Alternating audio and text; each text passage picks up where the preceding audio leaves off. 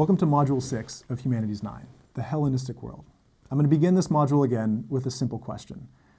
What does it look like for human beings to flourish?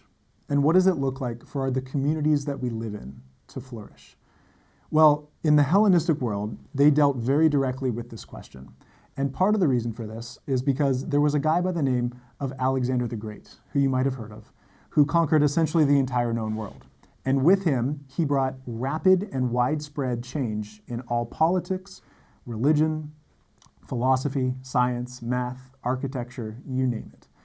And people became very concerned with how to live a good life for human beings in this rapidly changing cultural context. Now, to understand this more, we need to go back and finish our discussion of classical Greek philosophy. We've already looked at in the last module Socrates and Plato. But we're going to continue now with Plato's star student, a guy by the name of Aristotle. Aristotle was essentially responsible for your entire high school education. Aristotle wrote the first textbooks on biology. He invented the scientific method. He wrote textbooks on logic and on poetics. He's responsible for everything. But one of the things that he was chiefly concerned with is what it looks like for human beings to flourish in their soul and in their community. Aristotle wrote two books that we will read selections from. The first is Nicomachean Ethics, in which he espouses his virtue ethics and his pursuit of what he will call the golden mean, which is the balance between two vices.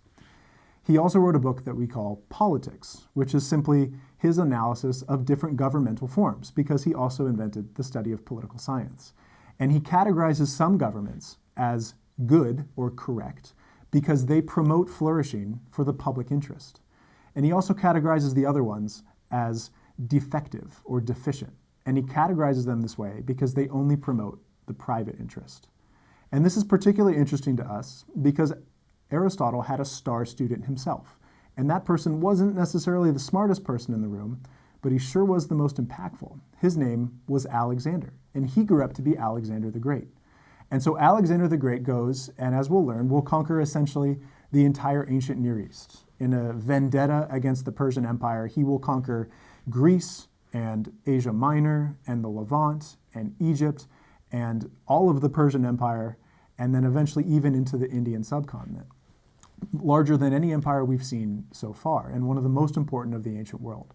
But what Alexander will bring with him is the fusion of Greek and non-Greek culture. And we call this fusing of Greek and non-Greek culture Hellenism.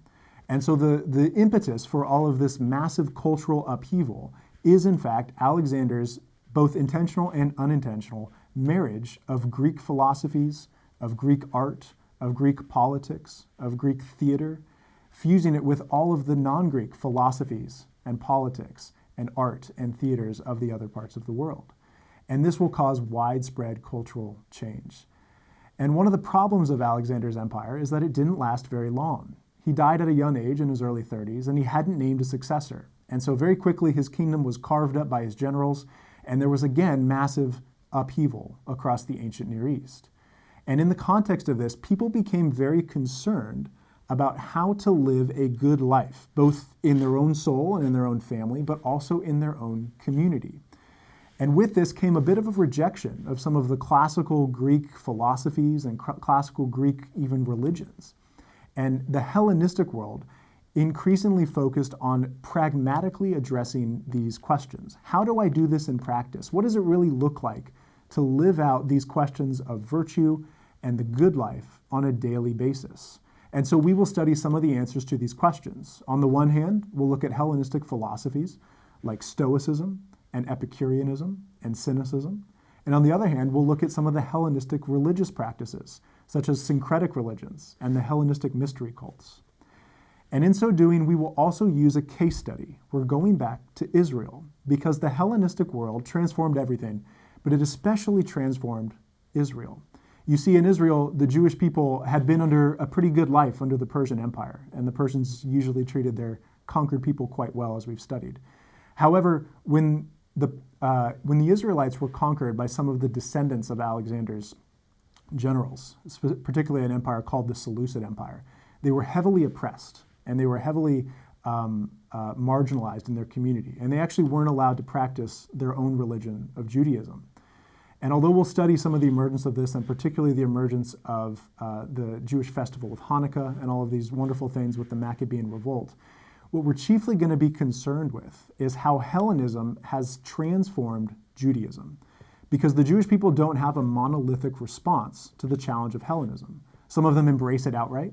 Some of them wish to still practice their ancient traditions of Judaism and not be involved in the Hellenistic world almost at all. And some of them will try to fuse the two together into something brand new. And when we study these, you will find that this helps lay the foundation for a proper study of the New Testament. Because some of the groups that will emerge in the Hellenistic world are the very same groups that appear in the Gospels. We're talking about the Pharisees and the Sadducees and the Essenes and the Zealots. And this is how we will wrap up our study of Humanities 9, by talking about the Roman conquest of Judea and the challenge of Hellenism for the Jewish people. And in so doing, we will never lose sight of our core question of what is the good life for human beings.